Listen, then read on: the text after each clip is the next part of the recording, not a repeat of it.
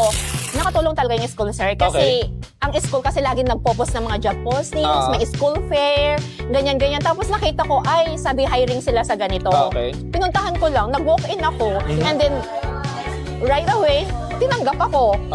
So, nag-start ako doon, and then, nag-walk-in ulit ako, nagustuhan ako doon sa isang pinagtatrabuhan ko, doon sa second job ko, doon sa motel housekeeping.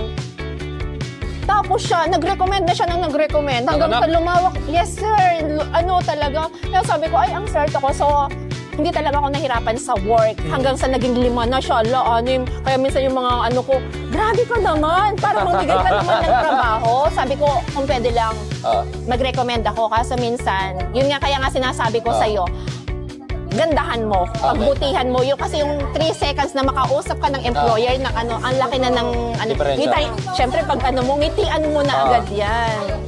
Ganon.